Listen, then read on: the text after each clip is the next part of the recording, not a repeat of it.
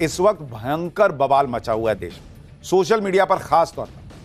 पहले से ही कई दिनों से लोग इस पर खूब लिख रहे हैं सोशल मीडिया पर, लेकिन अब यह बवाल सोशल मीडिया से धीरे धीरे सड़क पर आता दिख रहा है। और इस वक्त की स्थिति यह हो गई है कि यूजीसी के नियमों को लेकर सामान्य वर्ग में जो आक्रोश है वो बढ़ता चला जा रहा है। जनरल कैटेगरी में जो आक्रोश है वो अब कई जगहों पर सड़क पर प्रदर्शन के तौर पर दिखने लगा है और इसके विरोध में कुछ जगहों पर इस्तीफे होने लगे हैं। इसमें सबसे ज्यादा चर्चा यूपी के एक ब्राह्मण अधिकारी की हो रही है, जिसने यूजीसी के नए रेगुलेशन के विरोध में सिटी मजिस्ट्रेट के अपने पद से इस्तीफा दे दिया है। इस ब्राह्मण अधिकारी ने क्या कहते हुए इस्तीफा दिया, कैसे सामान्य वर्ग के लोगों में यह आक्रोश है कि यूजीसी के नए नियमों में उनके बच्चों को कॉलेजेस में, यूनिवर्सिटीज में, शिक्षण संस्थानों में गलत तरीके से निशाना बनाया जा सकता है। कैसे यह आरोप लग रहा है कि नियमों से सामान्य वर्ग के बच्चों को मौत के मुंह में धकेल रहे हैं क्या? जहां उनके खिलाफ कोई भी झूठी शिकायत कर देगा तो उनका पूरा करियर तबाह हो सकता है। कैसे यह आरोप लग रहे हैं कि यूजीसी के नए नियम जातिगत विभाजन को बढ़ावा देने वाले हैं, जहां जनरल कैटेगरी को पहले ही अपराधी मान लिया जाएगा क्या? ऐसे आरोपों को लेकर क्या कोहराम मच गया है, कैसे सवाल उठ रहे हैं? कांग्रेस का कौन सा कानून है जिसे अब बताया जा रहा है कि बीजेपी भी तो वही काम कर रही है? पीएम मोदी खुद हिंदू एकता की बात करते करते एक है तो सेफ है जैसे नारे देते देते ये कैसे यूजीसी का नया नियम आ गया, ये लोग पूछ रहे हैं। इस नियम को लाने की जरूरत क्या थी, लोग पूछ रहे हैं। दिल्ली से लेकर बिहार, महाराष्ट्र तक हिंदुओं में बिना बटे पीएम मोदी के वोट के तौर पर अपना समर्थन दिया, लेकिन आज वही हिंदू पूछ रहा है कि जब वोट देते वक्त हिंदू को एक होना चाहिए तो वोट लेने के बाद नीतियां बनाते वक्त उनको अलग करके क्यों देख रही है सरकार? यूजीसी के नए नियम को देखकर लोगों को कांग्रेस के जमाने में लाए गए कम्युनल बिल की याद आ रही। लोग कह रहे हैं कि केंद्र सरकार क्या कांग्रेस वाला कांड कर रही है। आज इसके बारे में विस्तार से आपको बताऊं कि जो काम मुसलमानों के लिए कांग्रेस ने किया, क्या वही काम नरेंद्र मोदी सरकार ने ओबीसी के लिए कर दिया, और कैसे जबरदस्त कोहराम मचा है इस पर। जब यह कोहराम मचा है तो क्या यूजीसी के नए नियम नरेंद्र मोदी बदल देंगे? इस सब के बारे में बात होगी आज। यूजीसी के नए नियमों के खिलाफ अब तक सोशल मीडिया पर बोला जा रहा था, लेकिन अब खुलकर विरोध होने लगा है। देश के अलग अलग शहरों में सामान्य वर्ग के लोग और संगठन इसके विरोध में उतरने लगे। ये तस्वीरें यूपी के सिद्धार्थनगर की हैं, जहां लोग प्रोटेस्ट कर रहे हैं। इसी तरह से कानपुर में भी यूजीसी के नए नियमों को लेकर जमकर विरोध है।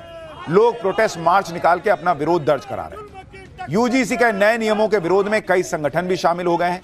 करणी सेना के लोगों ने भी इसका विरोध किया है और सरकार से नए नियमों को वापस लेने की मांग की। यह आक्रोश धीरे धीरे ही सही लेकिन बढ़ता जा रहा है, क्योंकि अब इस्तीफे भी होने लगे। आज सबसे ज्यादा चर्चा यूपी के एक ब्राह्मण अधिकारी की है, जिसने यूजीसी के नए नियमों के विरोध में पद से इस्तीफा दे दिया। यूजीसी के नए नियमों के विरोध में बरेली के सिटी मजिस्ट्रेट अलंकार अग्निहोत्री ने इस्तीफा दे दिया। अलंकार अग्निहोत्री 2016 बैच के पीसीएस अधिकारी हैं। यूजीसी के नए नियमों से अलंकार अग्निहोत्री बहुत नाराज थे। राज्यपाल और डीएम को अपना इस्तीफा भेज दिया। अलंकार का कहना है कि यूजीसी के नए नियम सामान्य वर्ग के खिलाफ हैं और इसका दुरुपयोग होने की आशंका है। एक बार उनको सुनिए, फिर इन नियमों में ऐसा क्या है कि इतना विरोध हो रहा है, इतना गुस्सा है, आपको समझाऊंगा। यूजीसी का जो रेगुलेशन अभी आया है, जो 13 जनवरी का जो बजट है भारत सरकार का, उसमें सामान्य वर्ग के जो विद्यार्थी हैं, वो जो यूनिवर्सिटी में, उनको स्वघोषित अपराधी मान लिया गया है। उनके विरुद्ध समता समिति के माध्यम से शिकायत दर्ज कराई जाएगी। और आपके जो बेटे बेटियां हैं, यदि बेटी है तो उसका शारीरिक शोषण समता समिति के माध्यम से फर्जी शिकायतों का निस्तारण करने के दौरान किया जा सकता है। अगर आपका बेटा प्रतिभावान है तो कोई भी आप पे एक फर्जी शिकायत डाल सकता है और आपके पूरे बेटे का भविष्य बर्बाद कर सकता है। समता समिति के सदस्य जो उनका शोषण कर सकते हैं। यानी लोगों की चिंताएं बढ़ रही हैं कि ये जो नया नियम आया है वो जनरल कैटेगरी के जो बच्चे बच्चियां हैं उनका करियर तो नहीं बर्बाद कर देगा। यूजीसी के नए नियमों के खिलाफ ये जो गुस्सा है वो बीजेपी के अंदर भी दिखने लगा है, क्योंकि आप देखिए कि सामान्य वर्ग के अधिकारियों ने इस्तीफा दिया तो उधर बीजेपी के कई नेता और पूर्व विधायक भी इस्तीफा देने लगे हैं। लखनऊ में बीजेपी के 11 पदाधिकारियों ने इस्तीफा दे दिया है। ये सभी नेता बीकेटी विधानसभा क्षेत्र के हैं। यहां से बीजेपी के योगेश शुक्ला विधायक हैं। यानी बीजेपी के अंदर भी विरोध बढ़ रहा है। जब समाज में गुस्सा है, अधिकारियों में गुस्सा है, खुद बीजेपी के अंदर गुस्सा फूटने लगा है, तो सवाल पूछा जा रहा है कि सरकार क्या कर रही है, सरकार के लोग क्या कर रहे हैं। वो आपको आगे दिखाऊंगा, लेकिन पहले यह समझ लीजिए कि आखिर यूजीसी के नए नियमों में ऐसा है क्या जिसको लेकर इतना कोहराम मच रहा है। क्योंकि कहा जा रहा है कि यूजीसी के जो नियम शिक्षण संस्थानों में भेदभाव को खत्म करने के नाम पे लाए गए, उन्हीं नए नियमों से क्यों सामान्य वर्ग के लोगों के प्रति भेदभाव का बढ़ने का आरोप लग रहा है। यूजीसी के नए नियम क्या कहते हैं, पहले वो देखिए। यूजीसी ने यानी यूनिवर्सिटी ग्रांट कमीशन ने उच्च शिक्षा संस्थानों में promotion of equity in higher education institution regulation 2026 लागू किया। इसका मकसद बताया कि सभी यूनिवर्सिटी और कॉलेजेस में बराबरी और सम्मान सुनिश्चित होगा। किसी भी छात्र के साथ जाति, लिंग, वर्ग या किसी के आधार पर भेदभाव को रोकने का मकसद यह बताया गया। लेकिन इस नियम में एससी, एसटी, ओबीसी कैटेगरी के छात्रों के अधिकारों की सुरक्षा पर खास जोर दिया गया। नए नियम के तहत हर उच्च शिक्षा संस्थान में इक्विटी कमेटी का गठन करना जरूरी होगा।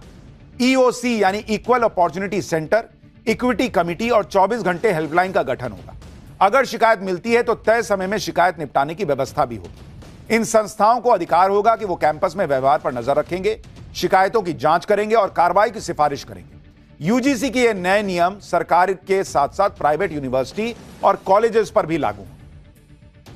यूजीसी के नए नियमों में एससी, एसटी और ओबीसी वर्ग के छात्रों को खास प्राथमिकता देने का ही आरोप लग रहा है। कहा जा रहा है कि उनके साथ भेदभाव हो सकता है तो जनरल कैटेगरी के साथ नहीं हो सकता है।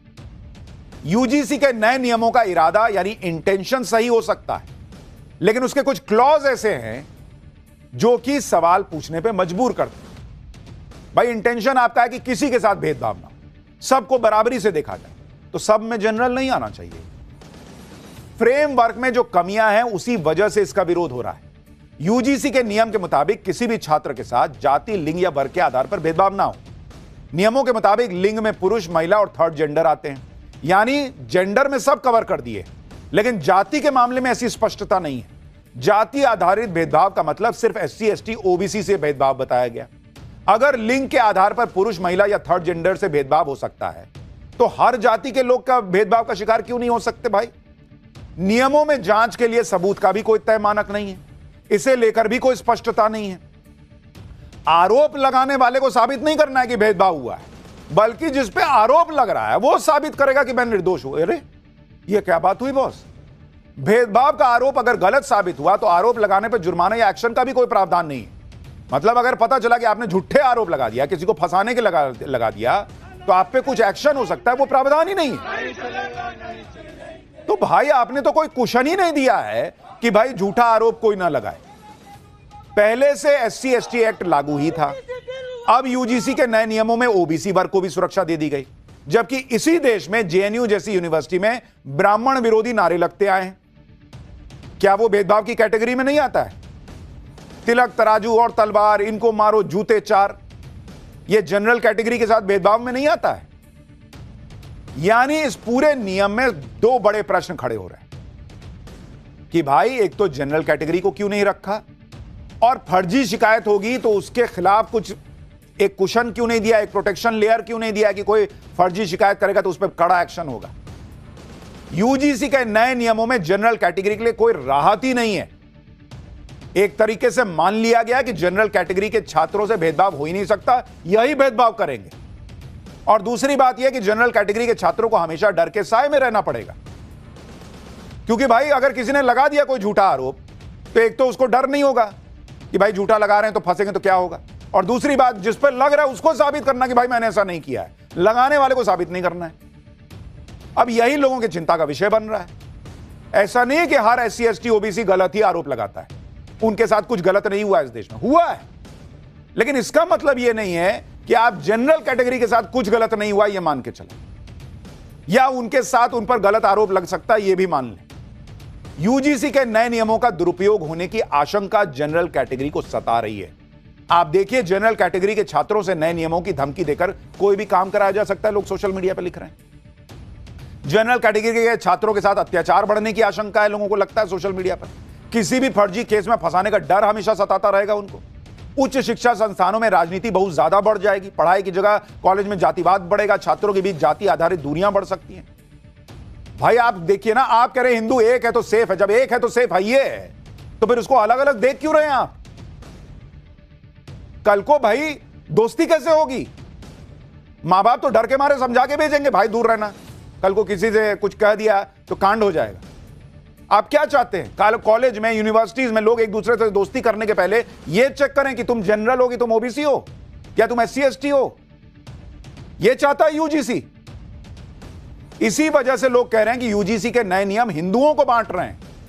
एससी एसटी ओबीसी और सामान्य वर्ग के बीच दूरियां इससे बढ़ सकती हैं। यूजीसी के नए नियमों की तुलना लोग 2011 में कांग्रेस एक कम्युनल बिल लाई थी उससे कर रहे हैं। सोचिए क्या दिन आ गया है कि बीजेपी के नियम की तुलना कांग्रेस के जमाने में भेदभाव से हो रही है। और उस बिल का बीजेपी ने विरोध किया था।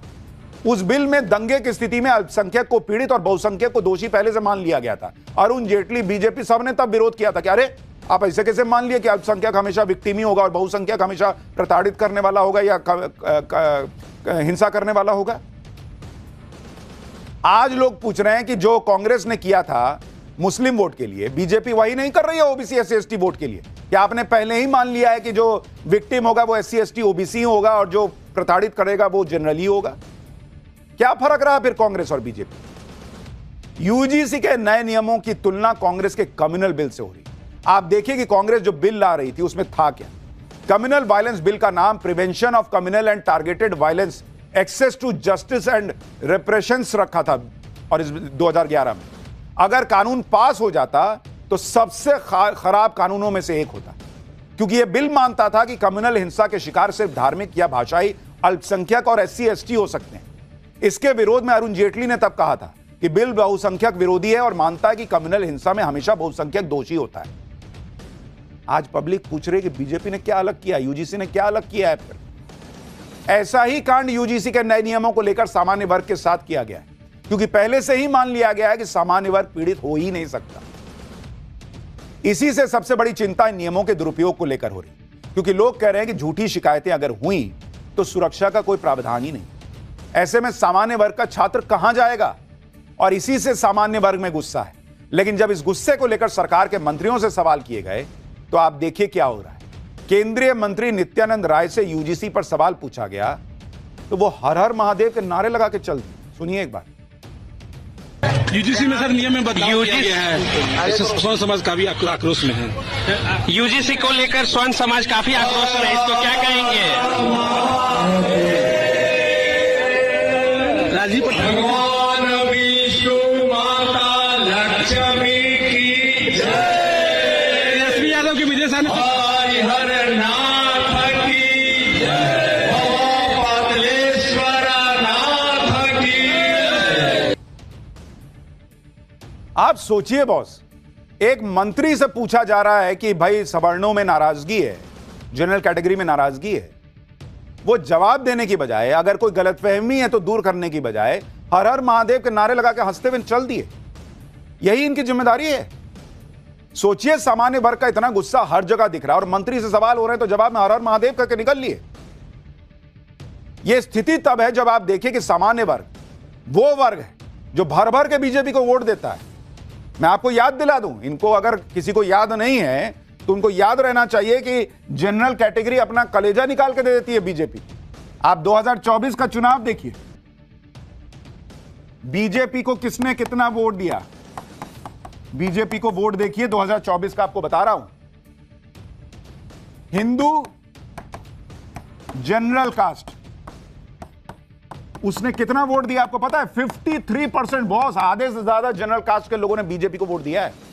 और 2019 में भी यही 53% था, यानी सेम टू सेम रिपीट हुआ। लेकिन हिंदू अपर ओबीसी अगर आप देखिए, हिंदू अपर ओबीसी, उसने कितना वोट किया बीजेपी के लिए? 39%। हिंदू लोअर ओबीसी अगर आप देखेंगे, हिंदू लोअर ओबीसी ने वोट किया 49% बीजेपी के लिए। और अगर आप 2019 के चुनाव से कंपेयर कीजिएगा तो बीजेपी को इतना ही 2019 में भी जनरल कैटेगरी ने वोट किया था। हिंदू अपर ओबीसी जो है वो 41% था, यानी -2% हो गया 2024 में। और हिंदू लोअर ओबीसी जो 48% था वो बढ़ के 49% हुआ। और ये लोक नीति सीएसडीएस के आंकड़े आपको बता रहा हूं। तो भाई अगर आप कंपेयर भी कीजिएगा तो जनरल कास्ट आपके साथ हमेशा खड़ा मिलता है और इसलिए उसको नाराजगी लग रही है कि जब यहां सब एक होकर वोट देते हैं तो आप काहे जनरल कास्ट को अलग करके देख रहे हैं? बीजेपी को तो मुखर होकर सामान्य वर्ग के मामले में बोलना चाहिए, लेकिन जिसे बोलना चाहिए वो